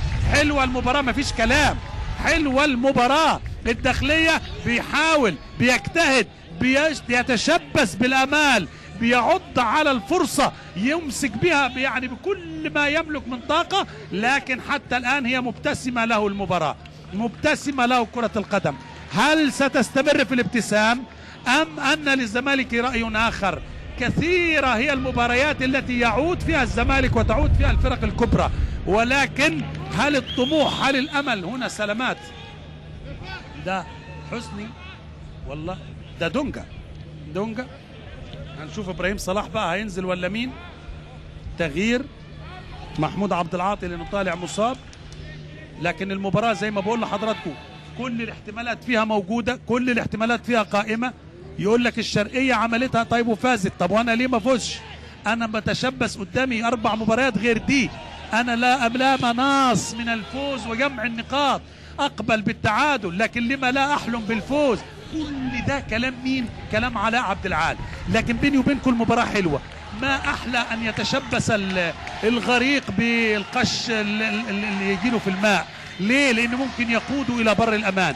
هذه مباراة تليها 4 مباريات بالكم لو ان المباراه انتهت بالنتيجه الموجوده هيبقى 27 نقطه، هيقفز للمركز ال 14. يا كره القدم يتقدم على حساب، يعني يصعد فوق اسوان وطنطا، وبالتالي يكون هو ترتيبه الرابع عشر بنتيجه اذا ما انتهت بالتعادل سيتعادل مع اسوان. صلاح ريكو هو البديل، صلاح عاطف ريكو هو البديل. وادي برضو اسامه ابراهيم بيزك كده سلامات. هينزل احمد رفعت خلاص يلقي بكل الاوراق، يعني زي ما بقول لحضراتكم اسامه ابراهيم نزل، ونزل احمد رفعت، ونزل صلاح ريكو، لكن الكل بيطمن على هذا. احمد رفعت بيطمنوا على دونجا. الزمالك عنده مباراه يوم 2 يونيو. ادي صلاح ريكو بدل اسامه ابراهيم، يعني اسامه نزل، يعني سبحان الله اقدار. اسامه نزل لعب بضع دقائق، تسبب في ركله جزاء، طبعا مش قاصد ونزل مكانه ريكو و دونجا. ريكو نزل بدل دونجا، واحمد رفعت نزل بدل اسامه ابراهيم. بنتكلم على ان الزمالك عنده مباراه يوم الجمعه 2 يونيو ان شاء الله مع اتحاد الجزائر، ودي في الجزائر، ثم يعود ليلاقيه يوم 20 يونيو ويكمل مع كافس يونايتد يوم 30 يونيو، ثم يختم مواجهاته يوم 7 يوليو مع الاهلي الليبي اهلي طرابلس. المباراه تسير بصوره اروع في الشوط الثاني. ادي الكره هربت لكن خدها ستانلي، ينقض عليها حسام عبد الجواد، والهجمه المرتده انما التمريره مش مظبوطه، ترجع تاني من سعيد سامبوري. وادي شيكابالا العرضيه معديه الكل الى خارج الملعب، ضربه مرمى. اذا اكمل الزمالك ايناسيو، اكمل تغييراته الثلاث. اللاعبون في الملعب هم الذين سيكملون اللقاء حتى النهايه. بنلعب في الدقيقه 68 من زمن المباراه.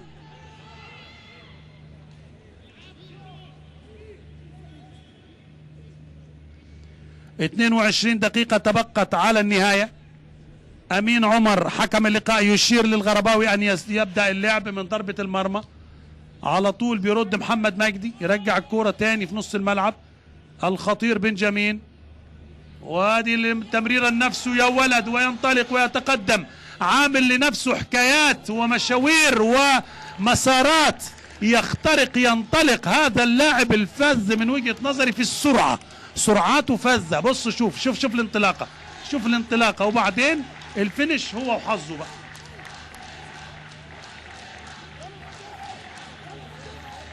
محمد عادل هيلعب الضربة الركنية لنادي الداخلية اللي في الشوط الثاني أفضل على الأقل في الشق الهجومي بالنسبة له، غير وطور. اتلعبت على طول الركنية، الضربة الرأسية معدية، ستانلي يطلع، ترجع مرة تانية لحسام عبد الجواد. شوف كل الزمالك ورا، محمد عادل مستني ياخدها ستانلي برمية تماس، يتفوق الداخلية، يقدم نفسه بشكل مختلف، يمكن واحدة من أفضل مبارياته في الفترة الأخيرة. لم يحقق مع علاء عبد العال منذ عودته إلا فوزين،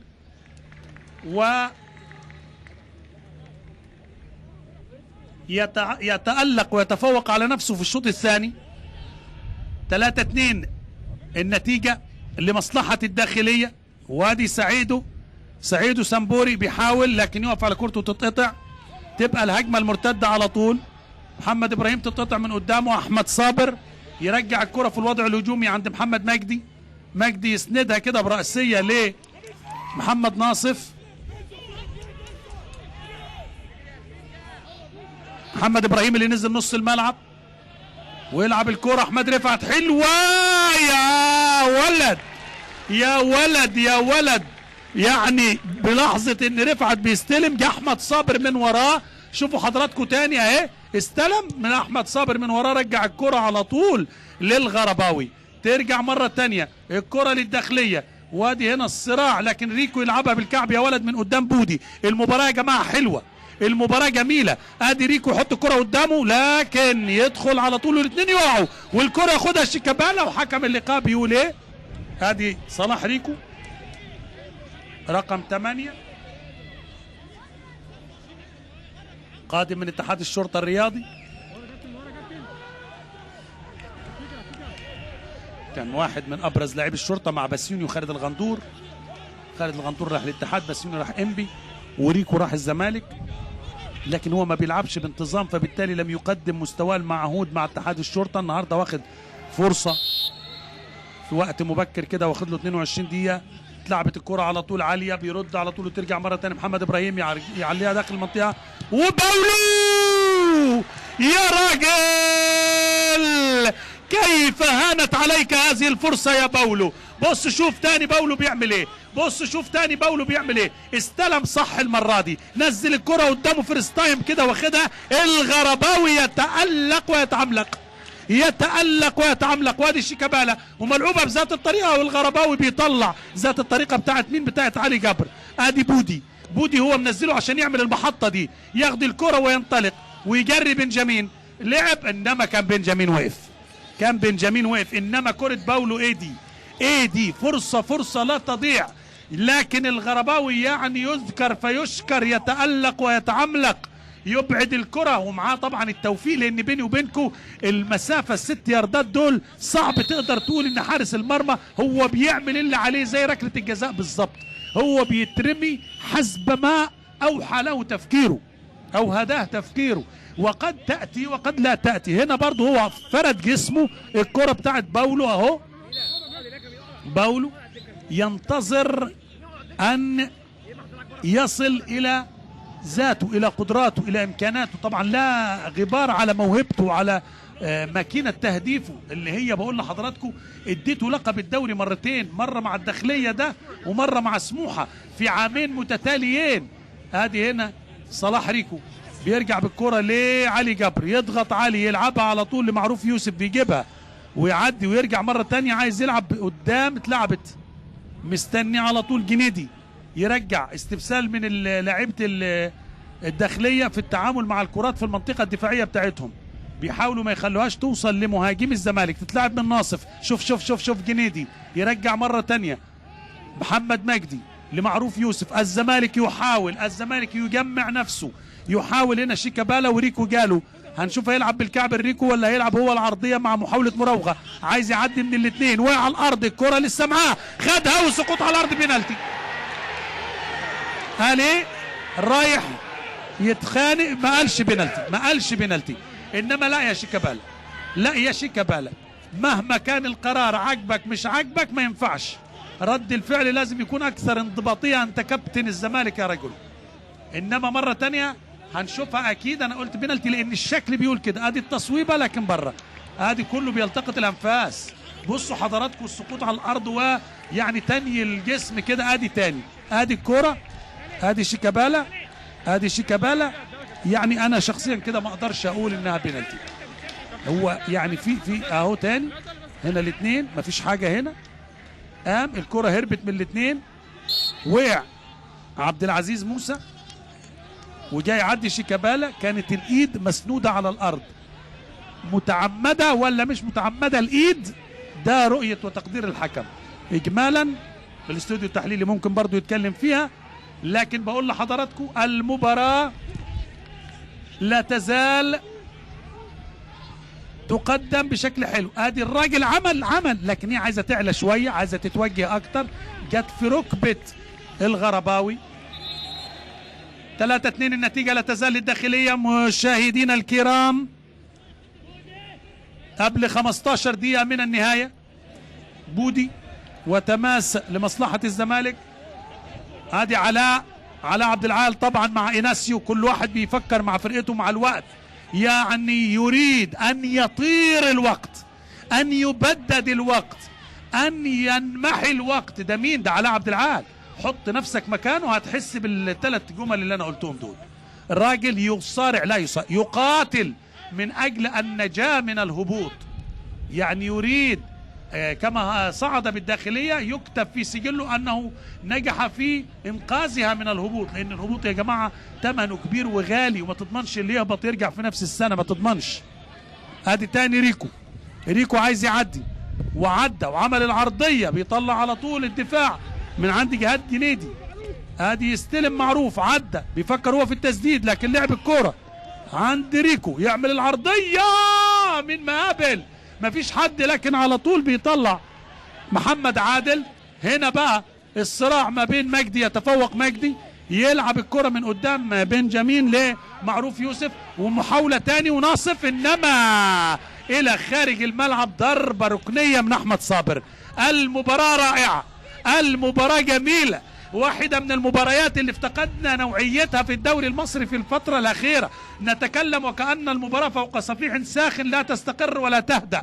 المحاولات الزملكاوية بحثا عن الهدف التعادل، والغرباوي يلتقط ومعها يلتقط الأنفاس، يلتقط الكرة ومعها يلتقط الأنفاس. شوفوا اهو بينزل على الأرض وبيقول لزمايله ادي لمسة اليد واضحة تمام في الإعادة، مفيش كلام، مش مقصودة انما استفاد. وادي ركلة الجزاء، او بيقول بالعقل كده، بالعقل كده محمود منصور. مباراة مفيش كلام. النتيجة بتاعت المباراة الأولى 3-0 للزمالك، النتيجة المباراة الثانية حتى الدقيقة 77 بنتكلم في 3-2 للداخلية. استلام لسعيدو، بيلعبها لمحمد عادل بعيدة كده لكن ياخدها على طول ناصف مع عادل، يجيبها مرة تانية تمريرة كده كانت تعاونية، يطلع سعيد لقدام. هم عايزين يجروا الراجل ده، وطالع الشناوي يا ولد مع خطورة مع مغامرة، لكنه نجح لانه لو بنجامين ده خد الكورة لمس الكورة لحظة خروجه طب خطيرة خلاص، انما هو الراجل راهن وغامر وهو عارف برضه بخبرة وحارس كبير الشناوي. تتلعب مرة تانية لبنجامين، يقف على كورته بيدي فاول داخل قوس منطقة ال18 لصالح. وهنا ادي بطاقة صفراء وهياج من لاعبي الزمالك كده بعصبية. يا ولد يا شناوي، يا ولد يا احمد يا شناوي، هو ده يا ابني اللاعب الدولي، هو ده يا ابني اللاعب الخبير. حتى لما بيتكلم مع الحكم بيتكلم بهدوء. علي جبر برافو، علي جبر بيتكلم بهدوء. هي دي خبرات السنين، اصله في النهاية حكم اللقاء مش هيغير قراره. يبقى اذا ادي هنا الخطأ من ريكو وبطاقة صفراء كمان لريكو. انما احمد الشناوي عايز احييه، ادي شيكابالا هدي وبيتكلم بهدوء مع الحكم. انما اللقطه الاجمل، سيبك من الاجوال والنتيجه، ده ركن، ده شق تاني. انما لما يبقى الحارس او اللاعب متحلي بالروح الرياضيه وبالانضباط السلوكي بيبقى شيء جميل وراقي. جري بسرعه احمد الشناوي، هدى زمايله، قال لهم لا ما ينفعش كده، واتكلم هو مع الحكم بمنتهى الهدوء وايديه خلف ظهره. حاجه شيك، حاجه راقيه. هي دي النماذج اللي بنحب نتكلم عليها، هي دي النماذج اللي نحب نقول ان ده نموذج للاعب رياضي بامتياز احمد الشناوي. نقترب من 12 دقيقه خلاص، لكن النتيجة والمباراة لسه في علم الغيب، لسه المباراة رايحة جاية، وضربة حرة خارج منطقة ال18 بحوالي ياردتين. وهنشوف احمد سمير فرج ولا بنجامين ولا عبد العزيز موسى. بنجامين يحطها في الحائط البشري، ترتد على طول الكرة الزملكاوية، وعلى طول ناصف لستانلي اللي على طول بطريقة اللعب الافريقي ينطلق 1 و2 ويلعبها وحلوة تتقطع لكن ترجع تاني، والمحاولة تاني رفعت تتقطع منه. على طول عبد العزيز يلعب لسعودي او سعيد، يطلع الشناوي تاني. خدوا بال حضراتكم، خدوا بال حضراتكم من التمريرات اللي من وسط الملعب لبنجامين اللي بتربك الدفاع، واللي بتضطر او يضطر معها احمد الشناوي للخروج من مرماه بدور الليبرو كده لمقابله هذه الهجمه. محمود ابودي، منصور، وصلاح ريكو ياخدها. صلاح ريكو عايز يدخل منطقه ال18، بيوسع لنفسه، يعمل العرضيه تبقى ركنيه على طول لنادي الزمالك.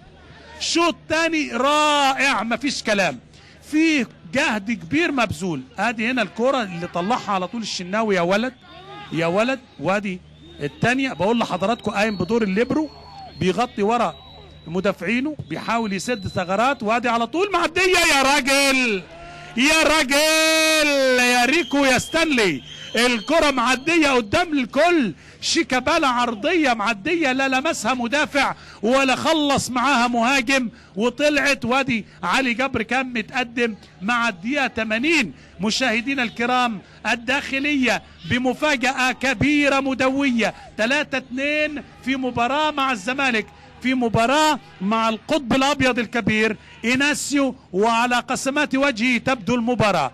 هنا الهجمة المرتدة، يمكن الزمالك يقدر يقدر، بيوصل سوء التوفيق أو عدم التوفيق هو اللي بيصاحبه، لكن مع تكرار ممكن يبقى في حاجة. هنشوف ادي الأمامية البينية لكن مقطوعة بنجامين ومجدي، على طول مجدي يلعبها على علي جبر كده في اليمين، يحاول يلحق، لحق. مباراة لا تدع فرصة لالتقاط الأنفاس، لا في الملعب ولا في المدرجات ولا أمام الشاشات ولا بالتعليق. إلى خارج الملعب تماس. هنشوف تغيير، هيطلع أحمد سمير فرج وهينزل اللاعب رقم 21 من فريق الداخلية، اللاعب إيهاب ياسر ريان. إيهاب ياسر ريان نجم النادي الأهلي. ياسر ريان وهو ناشئ من ناشئين النادي الأهلي. إيهاب هو شقيقه أحمد لسه بيلعب مع الأهلي. ادي التصويبة الروعة اللي جا منها الجول، وادي هنا المحاولات البيضاء الزملكاوية. عبد العزيز ناصف بيطلع الكرة، تماس لمصلحة الداخلية في نص ملعبها من ناحية اليمين عند أحمد صابر. محمد عادل هو اللي هيلعب، بيقول لزمايله قدام يلعبها قصيرة تتقطع طبعا، يرجع مرة تانية يجيبها ناصف لمعروف يوسف اللي بيلعب الكرة الأمامية، عايز يخلص مع ستانلي، يعدي ستانلي واحد تتقطع، ترجع لعبد العزيز بيلم يا ولد، حلوة يا ولد، الاثنين داخلين على بعض، انما عبد العزيز بيلعبها لبنجامين، بنجامين لعبد العزيز لعبها له وراه. افتقاد الكرة بمثل هذه السهولة يكلف كثير، ادي محمد ابراهيم بيلعبها بذات يعني الطريقة اللي بيفقد بها كورته بسهولة في نص الملعب. سعيد سمبوري يرجع ورا المحمود منصور، يلعب امامية، اي حاجة يسيبها علي جبر لنفسه كده مع صلاح ريكو يتقدم، اللمسة مع محمد ابراهيم في الشمال لناصف، تاني محمد ابراهيم اللي خد الدايرة مكان دونجا مع معروف يوسف، يلعب معروف لشيكابالا، شيكابالا عنده اكتر من كده بكتير، بيطلع معروف اللي بيلعب الكرة بالرجل اليمين المرة دي الى خارج الملعب، ضربة مرمى. ادي معروف يوسف اكثر لاعبي الزمالك سخاء في الملعب، بيتحرك في كل مكان، بيسلم ويستلم، بيحاول يسدد، يعني اداؤه دائما وابدا منضبط او ثابت في الاجاده، عكس محمد ابراهيم، عكس شيكابالا باولو، لا ما قدموش المستوى المنتظر، لسه ما شفناش البدلاء احمد رفعت وصلاح ريكو، كمان ستانلي جاب الجول انما منشغل بامتلاك الكره من نص الملعب وبدايه الهجمه، فبيضغطوا عليه ما بيدولوش فرصه يقدر يفكر او يمرر. ادي الاماميه، استلام اول والكره سهله يسيبها الغرباوي، تبقى ضربه مرمى. 84 دقيقه مشاهدينا الكرام، الداخليه يتقدم على الزمالك بثلاثيه مقابل هدفين في مباراة ستكون للتاريخ إذا ما انتهت لمصلحة الداخلية. لماذا؟ لأن الداخلية لم يسبق له الفوز على الزمالك في 9 مواجهات جمعت الفريقين سواء في الدوري أو الكاس، لم يتمكن من إحراز أي فوز على الزمالك. يستلم تاني محمد مجدي، يلعب مع محمد ناصف، يرجع لمجدي مرة تانية، الكرة الأمامية على طول ياخدها وإلى خارج الملعب، تماس من اللاعب عادل، تماس للزمالك. ناصف بيلعب لمحمد إبراهيم، لمعروف يوسف بيزقه ويعدي لكن تتقطع منه، رجع الكرة يا ولد يا أمين يا عمر، يا ولد يا أمين يا عمر، ساب على طول تحت الفرصة طالما الكرة في حوزة الزمالك، ما عطلش اللعب، اتقطعت من معروف، رجع الخطأ من مكانه، وده صحيح القانون مظبوط. كرة داخل منطقة ال 18 ما يستلمش ستانلي، تهرب وتبقى بره الملعب، ضربة مرمى لمصلحة الداخلية. بيتكلم مع الغرباوي بيقول له احنا وصلنا للوقت الحرج، ما تقعليش وتقوم لي وتوقع عطل اللعب، هديك انذار. بيقول له تعالى الجهاز الطبي. وبيني وبينكم يعني دي برضو ثقافة محتاجة تغيير في ملاعبنا، ادي محمد ابراهيم بيتكلم لانه هو بيبص في ساعته، هيديك وقت اضافي كتير. يعني من الذكاء انك تستأنف اللعب طالما فورة الحماس موجودة عندك، طالما ان المنافس بتاعك التوفيق ما عنده، اكتسب انت او استفيد انت من ده. انما هتقعد هتهمد زمايلك وتهمد اللعب وتستفز وتستثير المنافس. حوارات بين رفعت وبين محمد ابراهيم مع حد خارج الخطوط مش عارف مع مين، انما دي كرة الجول عدى من صابر وتصويبه قويه رائعه بجوار القائم، هدف اول يقص بيه التهديف. السويسي يلعب الكره الاماميه، اللمه يا ولد لانه كان داخل غلط، علي جبر داخل وجهه المرمى فبالتالي اداله فرصه يرقصه من ظهره. هنا الكره الثانيه، المحاوله الثانيه بتاعت احمد سمير في بدايه الشوط الثاني يا ولد مع الدقيقه الثانيه، يرد على طول علي جبر ويتعادل. حلوه يا ولد، ومحمود منصور يتقدم بثلاثيه. دي الخمسه اهداف اللي حضراتكم شفتوهم. استؤنف اللعب بعد علاج الغرباوي على طول. معروف يوسف اللمسه كده مع محمد ابراهيم، يلعب لناصف في الشمال اللي بيتقدم عشان يلعب هو كره عرضيه لكن ما لعبش، لعب لرفعت. عاليه داخل المنطقه، مستني جنيدي يطلع بره المنطقه عشان يبعد الخطوره. محمد ابراهيم بيلعبها عكسيه لورا، معروف يردها تاني. ريكو يحاول لكن محمود منصور يطلع الكوره، ترجع تاني المعروف اللي عاجبني قوي. شيكابالا يحط الكوره على طول لريكو اللي عايز ياخدها على طول، عرضيه حلوه ارضيه ترجع لكن يستلم شيكابالا، سقوط على الارض بخطا خارج منطقه ال 18. من هذا المكان يمكن لشيكابالا ان يصوب باتجاه المرمى، وهو فعلا طلب الكوره. هنشوف هيصوب على المرمى، ادي معاه سامبوري، هنشوفه هيصوب على المرمى مباشره ام يلعبها ليقابلها اي من زملائه بضربه راسيه. كوره فيها فكره. الدقيقه 87، 3 دقائق على الوقت الاصلي من النهايه، بخلاف ما سيحتسبه امين عمر من وقت بدلا من الضائع. وشيكابالا الفهد الاسمر المصري يلعب الكرة العالية اللي مستنية اي حد، انما كانت ملعوبة باتجاه علي جبر لكن طلعها بره الملعب، ضربة ركنية.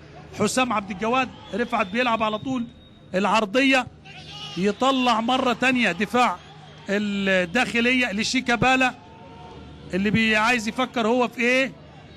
حط الكرة انما اتقطعت ورجعت على طول الهجمة. محمد مجدي يترجع يضغط ستانلي والكرة عالية وحائرة وترجع مرة تانية. شوفوا الاستبسال، شوفوا القتال. وهنا بودي بيجري على طول وطالع وماسك كورته لان في تسلل لقطة طريفة وغريبة ان الشناوي طالع من مرماه. يا جماعة ادي الكرة التسلل اهو، فارق فعلا، انما ملعوبة خطيرة. هي دي اللعبة، هو ده المنهج. ادي استلام هنا لباولو، عالية معدية وعبد العزيز يطلع، عبد العزيز موسى يطلع، محمد ابراهيم لمحمد ناصف، ضغط زملكاوي، محاولات بارسال عرضيات، والكرة من باولو الى خارج الملعب. بيقولوا ركنية، شاوروا له ركنية. ادي كرة ناصف، ضربة ركنية لنادي الزمالك. شيكابالا، والله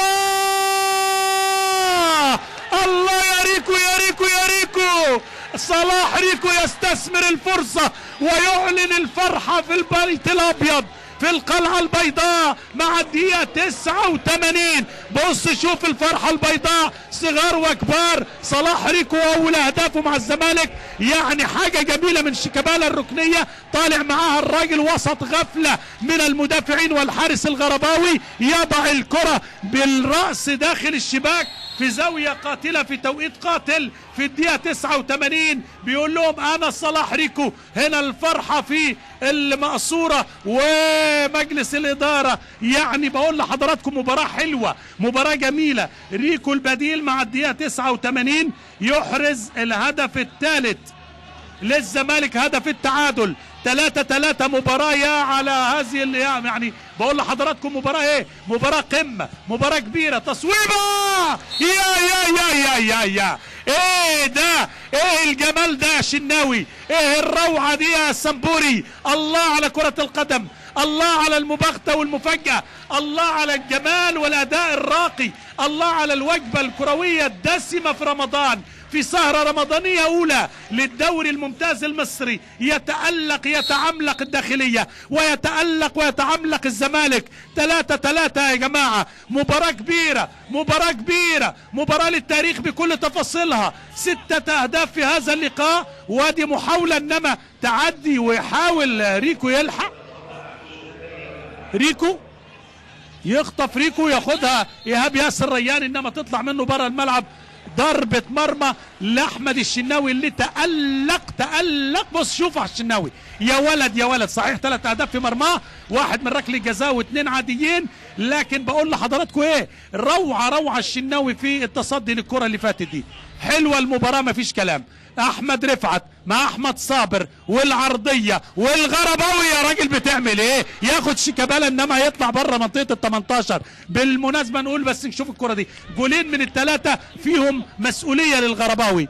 خروج كان خاطئ لكن شيكابالا، ولسه المحاوله والوقت المحتسب بدل من الضائع. وخطيره خطيره خطيره، جول يا رفعت، جول يا رفعت، جول. يا عليك يا كرة القدم، كما انت قاسية، كما انت قاسية، لكنك ايضا مثيرة، رائعة، جميلة، حلوة، رباعية زملكاوية من رحم المستحيل من وجهة نظري، من رحم المستحيل. لماذا المستحيل؟ حينما سقط الغرباوي قلت له ليس هذا وقت السقوط، الوقت بدل الضائع يحمل الكثير من المفاجآت. رفعت يقول لا لن نخسر، سنبقيك في دائرة الصراع يا داخلية. الله عليك يا كرة القدم، الله على إثارتك، الله على حلاوتك، الله على جمالك. يا كرة القدم، سهرة تستحق. إنما قلبي مع علاء عبد العال، بصراحة كان الله في عونه. الكرة كانت في إيده، كانت النقطة في إيده، كانت ال3 نقط في إيده، لكن ارتباك، لكن اختطاف، لكن اهتزاز في الدفاع والحراسة نتج عنه التفوق الزملكاوي الأبيض بهدفين مباغتين متتاليين. أحمد رفعت يحسمها مع الدقيقة الأولى من الوقت المحتسب بدل من الضائع، وبالتالي رباعية مقابل ثلاثية. أرفع القبعة للداخلية، نعم، أحيي علاء عبد العال، نعم، لكن أحيي وأبارك لهذه الروح الكبيرة اللي ظهر عليها الزمالك. شكل رائع. شيكابالا لما تفرغ للعب ونسي العصبية تمكن من رسم كرتين بهدفين. وهنا المحاولة ويستلم عبد الرحمن بودي، لكن إلى خارج الملعب، ركنية. يا عليك يا كرة القدم، مباراة من مباريات العمر بالنسبة لمين؟ بالنسبة للداخلية. كانت قاب قوسين أو أدنى، راوحت وعادت. شوف الفرحة في المدرجات، لأن فوز عزيز، فوز غالي. شوف المدرجات فرحانة ازاي. شوف الشد العصبي بتاع محمد مجدي، الراجل أول مباراة له وعايز يطلع بالنقاط ال3 عشان يقول أول مباراة ليا فوزنا. ادي المحاولة، ادي الدقيقة 4 من وقت بدل ضيع لم نعرف وقته. لكن انا قلت لحضراتكم ان وقعة الغرباوي سيدفع ثمنها، لاني ما تعلمناش ثقافة اللاعيبة عندنا. يقول لك ايه، ضيع وقت. مفيش حاجة اسمها ضيع وقت. طول ما الكرة في اللعب الخطورة قائمة، طول ما الكرة في اللعب فيه امكانية لحاجات كتير. طبعا الداخلية كله متقدم لعل وعسى وعلى امل، لكن الزمالك مصحصح والركنية تتلعب وعلى طول المحاولة ويسيبوها تطلع بره الملعب. ضربة مرمى. هي كرة القدم واحدة من أرقى، شوف الدموع تتحجر في العيون، لكنها واحدة من أرقى وأروع مباريات الموسم، واحدة من أرقى وأروع الأشواط الثانية. شوف حضرتك أحمد جلال إبراهيم وإسماعيل يوسف ورحاب أبو رجيلة، وعلى طول كله وعلاء ميلت كله بيحيي. بوبا منسواه نزل مكان محمد عادل، بوبا بدل محمد عادل. شوف شوف شوف شوف يا راجل، شوف يا راجل التشجيع يا راجل، شوف الحماس، شوف الرغبة في النصر، شوف انتظار الفوز، شوف انتظار صفرة النهاية من حكم اللقاء. الزمالك يعود من بعيد، يعود من بعيد وفي وقت قاتل، عاد ليس بالتعادل، عاد بالفوز. صفرة النهاية لمباراة وإن كانت لا تهدي لقبا لكنها تساوي الكثير، بدليل هذه الفرحة الغامرة، هذه الفرحة التي أراها كبيرة جدا لمباراة انتهت برباعية للزمالك بعد أن كان متأخرا بثلاثية. شوف إناسيو على عبد الغني، هذه الفرحة ياه على هذا الكابتن الذي كان موجود وتحول إلى فرحة، ومحمد مجدي الفرحة الكبيرة كمان. سيداتي وسادتي، استمتعت معكم بهذا اللقاء، وأكيد حضراتكم استمتعتوا بوجبة كروية يستحق عليها الداخلية التحية ويستحق عليها الزمالك التهنئة. مبروك للزمالك، ولن أقول حظ أوفر للداخلية بل أقول مبروك الأداء، مبروك الروح. شكرا لحضراتكم على حسن المتابعة، أسعد بصحبتكم دائما في مباراة أخرى مع النيل للرياضة. أنقل الكلمة والصورة إلى الكابتن خالد لطيف ومعه النجمين عبد الحميد بسيوني والرياض شيتوس. دمتم في أمان الله، إلى اللقاء، مع تحياتي أشرف محمود.